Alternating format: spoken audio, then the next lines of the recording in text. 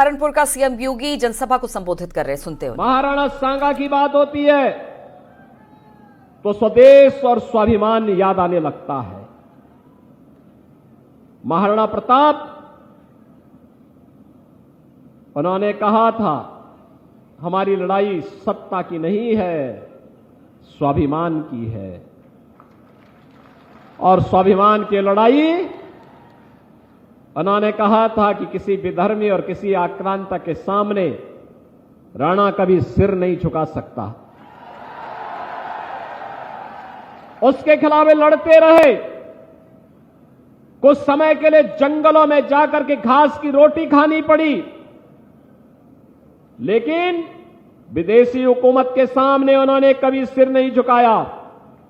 और तो और सत्ता के लिए समर्पण भी नहीं किया, बल्कि उस समय की बड़ी शासक ताकत के रूप में अकबर जाना जाता था। अकबर को नाकों चने चबाने के लिए मजबूर भी कर दिया था। उन्होंने उनके अकबर की तो बात दूर, उन लोगों के साथ भी बैठना उचित नहीं समझा जो लोग स्वदेश और स्वाभिमान के विपरीत, स्वधर्म के विपरीत आचरण कर रहे हैं। उन लोगों के साथ भी महाराणा प्रताप ने बैठने से इनकार कर दिया था। और बहनों और भाइयों, यही कारण है सैकड़ों वर्षों के बाद भी आज अगर ये देश महाराणा प्रताप को बड़े गर्व के साथ याद करता है, इसीलिए याद करता है, इसलिए स्मरण करता है क्योंकि महाराणा प्रताप का त्याग और बलिदान देश के लिए था, धर्म के लिए था, सत्ता के लिए नहीं था। यह देश और धर्म के लिए जो भी समर्पण करेगा, यह समाज उसके प्रति ऐसे ही कृतज्ञता ज्ञापित करेगा जैसे आज महाराणा सांगा के प्रति कर रहा है, महाराणा प्रताप के प्रति कर रहा है। बहनों और भाइयों, हम सब ने स्वतंत्र भारत में अनेक सरकारें देखी। यह 18वीं सरकार का हम चुनाव करने जा रहे हैं, 18वीं संसद के माध्यम से। और 18वीं लोकसभा का चुनाव है, 24 में 2024 का जो लोकसभा का चुनाव चल रहा है। इससे पहले जो भी सरकारें आई, मोदी जी के पहले कोई भी सरकारें आई, सबने अपने अनुसार काम किया होगा, ठीक बात है। लेकिन मैं पूछना चाहता हूं क्या अयोध्या में राम मंदिर का निर्माण उन लोगों ने किया था? क्या वे कर पाते? क्या राम का नाम उस समय तो सभी लोग कहते थे, राम हुए ही नहीं, कहते थे ना। कांग्रेस ने एफिडेविट दाखिल किया था ना सुप्रीम कोर्ट में कि राम तो हुए ही नहीं। और याद रखना, हनुमान जी जब संजीवनी बूटी ढूंढने के लिए गए थे तो काल ने भी राम नाम का जप कर रहा था। एक काल ने भी आएंगे, राम नाम का जप करेंगे। बिकने वाले लोग भी बिकने की कतार में खड़े होंगे, लेकिन सच्चा राष्ट्रभक्त उसके साथ होगा। जो राम को लाए हैं, हम उसको लाएंगे। सहमत है ना? सहमत है ना? बहनों और भाइयों, यह चुनाव भी दो ध्रुवीकरण में बहुत स्पष्ट है। एक तरफ जातिवाद के लोग हैं, दूसरी तरफ राष्ट्रवाद के लोग हैं। एक तरफ सामाजिक ताने बाने को छिन्न भिन्न करने वाले, तुष्टीकरण की नीति पर चलने वाले लोग हैं, दूसरी तरफ भारत माता का स्वाभिमान और सम्मान ऊंचा रहे, तेरा वैभव अमर रहे मां, हम दिन चार रहे न रहे के भाव के साथ एक भारत श्रेष्ठ भारत के भाव से ओतप्रोत भारतीय जनता पार्टी मोदी जी के नेतृत्व में है। एक तरफ अपने परिवार तक सीमित रहने वाले लोग हैं, मैं, मेरा परिवार, मेरी जाति, और जब सत्ता बनती है तो सत्ता को माफिया के हवाले गिरवी करके सामान्य नागरिक को रौंदने के लिए छोड़ दिया जाता है। बेटी और व्यापारी की सुरक्षा को खतरे में डाल दी जाती है। गौ तस्करों को सरेआम आस्था के साथ खिलवाड़ करने की छूट दे दी जाती है। और दूसरी तरफ आपने पिछले 10 वर्ष में देश के अंदर और पिछले 7 वर्ष में उत्तर प्रदेश के अंदर की सरकार को भी देखा है। आपने देखा है सरकार कैसे चलती है, बिना झुके, बिना रुके, बिना डिगे। आज तो यूपी में लोग दंगा करना भी भूल गए हैं। देखा ना आपने, दंगा कैसे होता भूल गए, पत्थरबाजी भी भूल गए। छोटी छोटी बात को लेकर पत्थरबाजी होने लगती थी।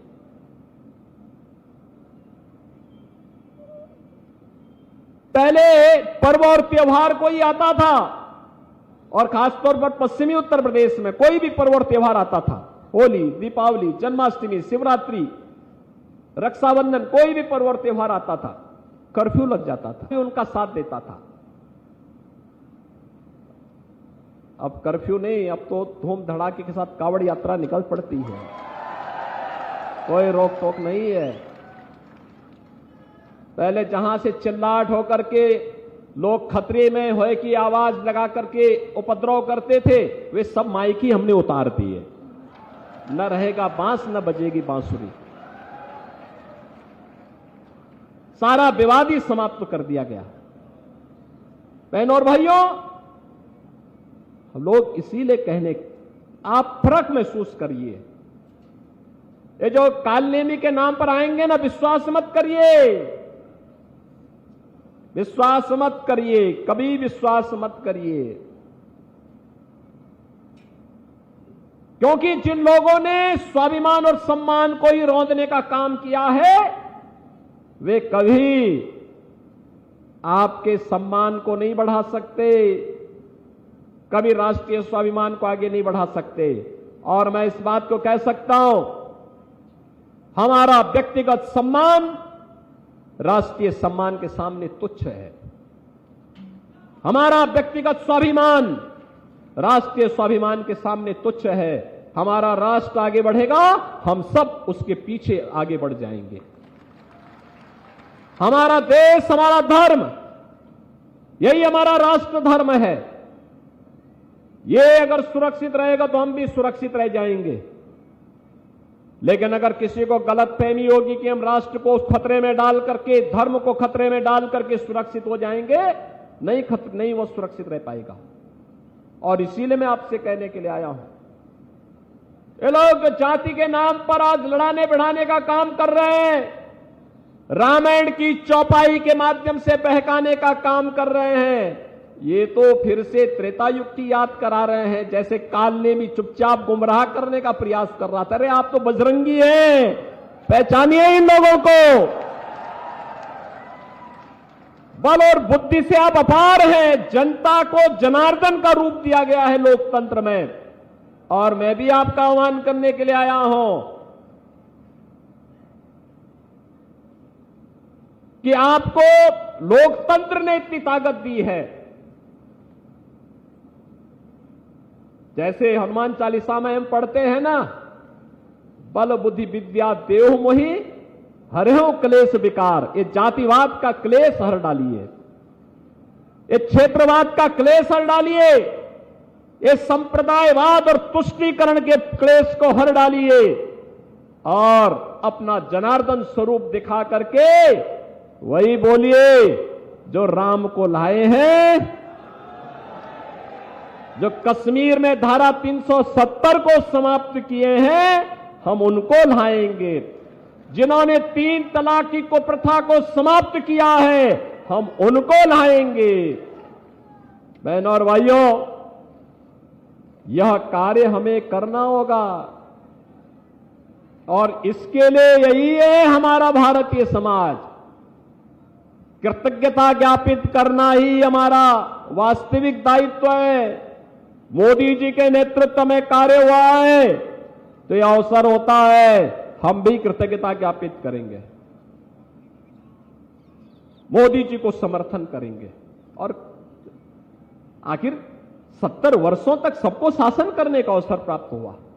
60 वर्ष तक कांग्रेस ने देश के अंदर शासन किया, सपा बसपा सबने शासन किया। सहारनपुर को दिया क्या? सहारनपुर शामिल ना, और बनाई नहीं। अभी इस साल के अंत तक सहारनपुर से दिल्ली की दूरी मात्र 2 घंटे में पूरी होने वाली है। 2 घंटे में। कौन दे रहा है विकास का कार्य? ये देवबंद था, देवभूमि के लिए जो मार्ग था, उस देवबंद को मजहबी जुनून का अखाड़ा किसने बना दिया? थोड़ी सी बात को लेके फतवा जारी हो जाता था। अरे जिस सहारनपुर को शिक्षा के एक पवित्र केंद्र के रूप में देश के अंदर सिरमौर होना था या पश्चिम का काशी बनना था, उसको आपने मजहबी जुनून का अड्डा बना दिया अराजकता फैलाने के लिए, थोड़ी थोड़ी बातों के लिए फतवा जारी करने के लिए। अब वैक्सीन भी कैसे दी जाएगी यह भी फतवे से तय होगा। अरे ये डॉक्टर और वैज्ञानिक तय करेंगे या कोई फतवा तय करेगा? लेकिन बहनों और भाइयों, यहां पर किस प्रकार की अव्यवस्था और अराजकता फैलाने का प्रयास होता था। डेवलपमेंट की कोई चर्चा नहीं करता था। हाईवे बने, रेलवे की बेहतर कनेक्टिविटी हो, विश्वविद्यालय बने, हमारी सरकार आई, इस सभी हाईवे भी बने, सहारनपुर को स्मार्ट सिटी के रूप में ही विकसित किया जा रहा है। और यही नहीं, मां शाकंभरी के नाम पर एक वर्ल्ड क्लास यूनिवर्सिटी का निर्माण भी हम यहां पर कर रहे हैं। सत्र प्रारंभ हो चुका है। चुनाव के बाद भव्य उद्घाटन की तैयारी के लिए भी हम लोग आएंगे। बहनों और भाइयों, आज यहां की हस्तशिल्प और कारीगरी दुनिया में अपनी धूम मचा रही है। पहले क्यों नहीं था? ऐसा नहीं कि हमारे कारीगर नहीं थे, कारीगर थे, लेकिन सरकार का प्रोत्साहन नहीं था। आज पीएम विश्वकर्मा और वन डिस्ट्रिक्ट वन प्रोडक्ट योजना के माध्यम से इन्हें फिर से वह सम्मान दिलाने का काम हुआ है। पहले अन्नदाता किसान आत्महत्या करने के लिए मजबूर था, क्योंकि उपज का दाम भी नहीं मिलता था और चीनी मिलों को औने पौने दाम पर बेच करके माफियाओं के हवाले कर दिया जाता था। हमने कहा भी नहीं, माफिया नीचे तय करेंगे से देश की व्यवस्था को। प्रदेश की व्यवस्था कोई माफिया नहीं संचालित कर पाएगा। माफिया वहीं जाएगा जहां उसकी जगह है। कोई समझौता नहीं करेंगे। अगर कोई बेटी और व्यापारी की सुरक्षा पे खतरा बनेगा तो जीरो टॉलरेंस की नीति के तहत पहले से तय कर दिया गया कि उसको मिट्टी भी नहीं मिलेगी फिर। और बहनों और भाइयों, आप देख रहे होंगे अब कोई जेल में, कोई जहन्नुम में, और बाकी जो बचे हुए हैं स्वयं ही राम नाम सत्य है की यात्रा पे निकल गए हैं। आप देख रहे होंगे ना, बड़े बड़े धुरंधर हुआ करते थे पहले। सपा के लोग कैसे उनके सामने दुम दबा करके चलते थे, कांग्रेस के लोग कैसे नतमस्तक हुआ करते थे। जब वे चलते थे तो मुख्यमंत्रियों के काफिले रुक जाया करते थे, मंत्रियों के काफिले रुक जाया करते थे। और सरकार बदली, हमने कहा एक काफिले कोफिले बंद होने चाहिए भाई, होटल सब बंद कराओ अब। और फिर उनकी गर्मी को शांत कर दिया गया, एक ही बार में हो गया ना गर्मी शांत। तो जिनकी गर्मी शांत हो चुकी है उनको ये जातिवादी संगठन फिर से पैदा करने का प्रयास कर रहे हैं। पैदा होने देंगे क्या उनको? मत पैदा होने दो, ये रक्त बीज है। रक्तबीज जैसे पैदा होंगे, फिर से गरीबों को प्रताड़ित करेंगे, सामान्य नागरिकों का जीना हराम करेंगे, बेटी और व्यापारी की सुरक्षा के सामने खतरा पैदा करेंगे। इसलिए इनके सामने झुकने की बजाय दो टूक जवाब देने की आवश्यकता है। कोई आएगा आपके सामने वोट मांगने के लिए, कहना भैया बहुत देख लिया है। ईश्वर ने कई हर व्यक्ति तो मेहनत करता है, अपनी मेहनत का खाता है। कहिए भैया देखो सब तो ईश्वर की कृपा से मेहनत कर रहे हैं, हम खुश रहें, ईश्वर ये सब हमें दे दे रहा है। अब जो एक इच्छा होती है हर व्यक्ति के जीवन में, क्या इच्छा होती है कि भाई एक बार राम के नाम पर कुछ हो जाए। और बहनों और भाइयों बोल दीजिए इसको कि भाई देखो हमारी जो इच्छा थी, जो काम 500 वर्षों में हमारे पूर्वजों के सामने नहीं हो पाया, 500 वर्ष की पीढ़ियां जिस कार्य को देखने के लिए तरसती रही, हमने उस कार्य को अपनी आंखों से देखा है। इसलिए हमारी पीढ़ी सौभाग्यशाली है। और उसको एक ही जवाब दीजिए और कहिए कि जो राम को लाए हैं हम उनको लाएंगे। एक ही जवाब है, सारे प्रश्नों का एक ही जवाब है, जातिवाद का, भ्रष्टाचार का, अराजकता का, गुंडागिर्दी का, विकास का, सबका एक ही जवाब है। कहिए भैया सब कुछ हो रहा है, हुआ है, लेकिन इस सब के बावजूद अपने पूर्वजों के प्रति कृतज्ञता ज्ञापित करने के लिए हम तो वही करेंगे जो अयोध्या में रामलला को विराजमान कराती है। बहनों और भाइयों, उसका पुण्य भी आपको प्राप्त होगा। मैं जानता हूं आपने सबने अयोध्या में राम मंदिर के लिए भी अपना योगदान दिया है, भरपूर योगदान दिया है। उसी के कारण अयोध्या में भगवान राम का भव्य मंदिर बन रहा है। कितने लोग अयोध्या गए हैं? बाकी लोग जाइए, ब्रजेश को मैं बोलूंगा कि एक बार चुनाव के बाद एक ट्रेन पूरी बुक करवा करके लेके जाओ, सबका दर्शन करा के लाओ वहां पर। अब आप अयोध्या जाएंगे ना, आपको लगेगा कि राम की अयोध्या त्रेता युग का याद स्मरण हो जाएगा आपको।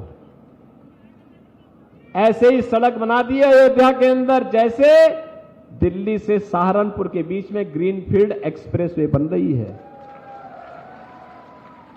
एकदम बना दी है। ऐसा लगता है जैसे स्वर्ग उतर आया हो अयोध्या में।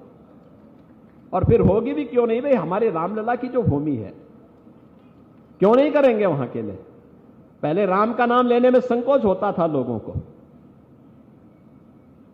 और आज तो हम मां शाकंभरी के धाम को भी, और ये ब्रजेश सिंह तो अपने यहां पे बाला सुंदरी जी के धाम को भी सुंदरीकरण के कार्य के साथ जोड़ चुके हैं। मैं भी आया, चौराहे पर महाराणा प्रताप की भव्य प्रतिमा लगी है, अश्वारोही प्रतिमा लगी है। 20 वर्ष से लगाने नहीं दे रहे थे कांग्रेस, सपा, बसपा के लोग 20 वर्ष से उस प्रतिमा को नहीं लगाने दे रहे थे। आज देखो क्या भव्य प्रतिमा है। अब बताओ, राष्ट्रीय महापुरुषों के भी प्रतिमाओं को नहीं रखने देंगे, उसमें भी इन लोगों को बाधा आती है। और इसीलिए तो हम कहते हैं, जो लोग समाज का लूटते थे, अपना घर भरते थे, उन माफियाओं की संपत्ति को इसीलिए जब्त करके हम गरीबों का मकान बना रहे हैं। एक बहुत बड़ा माफिया था, बहुत बड़ा माफिया था यूपी का एक। उस माफिया के द्वारा प्रयागराज में बड़ी संपत्ति अर्जित की गई, बड़ी संपत्ति अर्जित की गई। कब्जा करके हमने संपत्ति खाली करवाई और गरीबों के लोगों ने कहा अरे साहब ये क्या कर रहे हैं आप? मैंने कहा क्या मतलब, जो मुझे करना है वही करना हो, गरीबों की आवाज बनेंगे जिस पे। और बहनों भाइयों, गया वहां पे, मकान बनाए गए, हाई राइज बिल्डिंग बनाई गई, और फिर अपने हाथों से गरीबों को आवास की चाबी मैंने सौंपी वहां पे। और मैं फिर कह रहा हूं, याद रखना, माफिया ने अनैतिक और अवैध तरीके से जितनी संपत्तियां अर्जित की होंगी, जीरो टॉलरेंस की नीति के तहत उन सभी संपत्तियों को हम फिर से कब्जे में ले चुके हैं या लेने वाले हैं। और फिर गरीबों के मकान उसमें आने वाले समय में बनने ही बनने हैं और गरीबों को फिर मकान सौंपे जाने हैं उसमें। और इसीलिए बहनों भाइयों मैं आया हूं, अकूत संभावना वाला जो सहारनपुर था, हस्तशिल्प और कारीगर के लिए, अपनी उपजाऊ कृषि के लिए, यहां के नौजवानों के, हुनरमंद नौजवानों के लिए, यहां के व्यवसायी और उद्यमियों के लिए। और सहारनपुर को पिछली सरकारों ने क्या बना दिया था? आज सहारनपुर स्मार्ट सिटी बन रहा है। आज सहारनपुर में अपनी व्यवस्था है। आज सहारनपुर अपनी एक नई पहचान के साथ, नई धमक के साथ आगे बढ़ रहा है।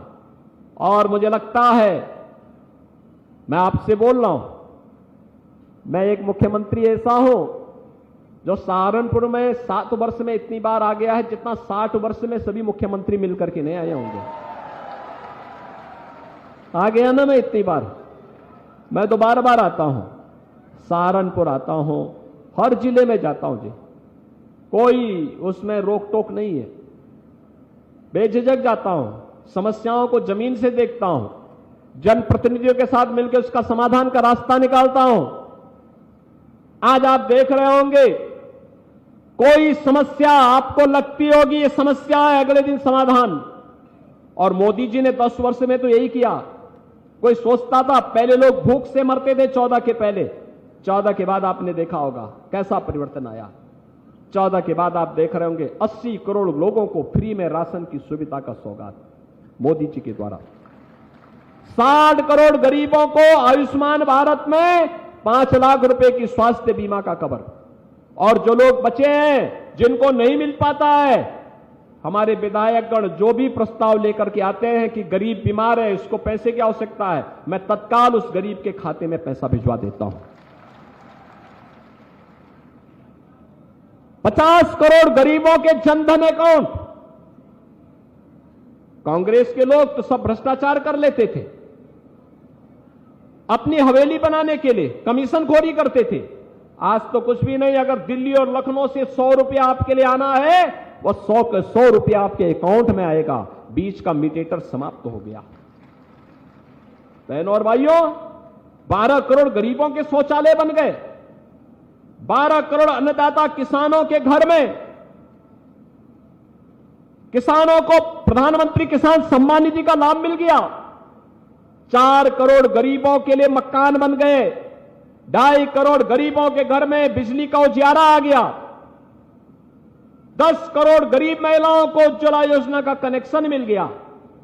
ये सब काम किसी का चेहरा देख करके नहीं, जाति या मत और मजहब देख करके नहीं, सबका साथ और सबके विकास के भाव के साथ हुआ। क्योंकि ये हमारा परंपरा, हमारी संस्कृति, हमारी सभ्यता ये हमें सिखाती है। हमने उसी भाव को अंगीकार किया।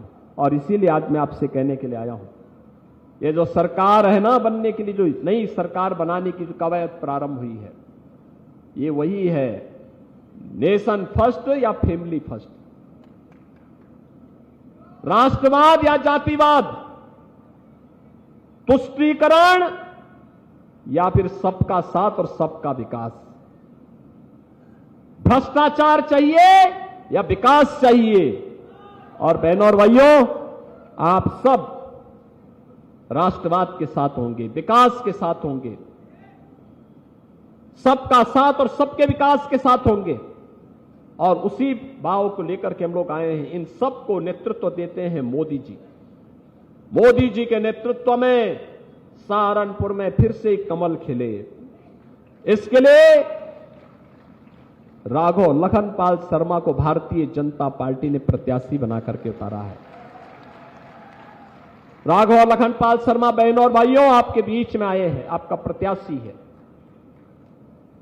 एक युवा है, जुझारू है, किसी कंट्रोवर्सी में नहीं, आपके हितों के लिए कार्य करने वाले लोग हैं। सांसद नहीं थे 5 साल तक, लेकिन तब भी मैं देखता था, जब भी मैं सहारनपुर आया, विकास के मुद्दे को लेकर के हमेशा बैठक में भाग लेते थे और कहते थे साहब विकास हो जाए तो अच्छा। और मैं आज इसीलिए आपसे कहने के लिए आया हूं, वो कार्य कर सकते हैं। सहारनपुर के विकास में यहां के विधायकों के साथ मिलकर के कार्य करने का एक जज्बा है। उस जज्बे के साथ आज वे आपके बीच में यहां पर है और इसीलिए मेरी आप सबसे अपील होगी, बहनों और भाइयों, कठिन होता है। चुनाव के दौरान एक प्रत्याशी घर घर नहीं जा सकता, गांव गांव नहीं जा सकता। चुनाव के बाद आप दौड़ाइए, लेकिन चुनाव तक आप सबको मोदी जी के प्रतिनिधि के रूप में राघव लखन पाल शर्मा बन करके स्वयं घर घर जाना पड़ेगा। जाएंगे? सभी लोग जाएंगे? सभी लोग सहमत है ना? कमल चुनाव चिन्ह खिलाने का काम करेंगे? बहनों और भाइयों, मां लक्ष्मी के कारण ही विकास होता है और विकास के लिए मां लक्ष्मी के लिए कमल का फूल चाहिए होता है। चाहिए ना? सहमत है ना? तो राघव लखन पाल जी को कमल के फूल पर 19 तारीख को चुनाव जिताएंगे? सभी लोग सहमत हैं? लेकिन ये तभी संभव होगा जब आप अपने अपने बूथ को संभालेंगे और पहले 3 घंटे में 50% से अधिक मतदान करा देंगे। सहमत हैं? सहमत हैं? जाएंगे? तो फिर आप सभी राघव लखन पाल शर्मा के समर्थन में दोनों हाथ उठा करके बोलेंगे, भारत माता की, भारत माता की, भारत माता की, वंदे वंदे वंदे।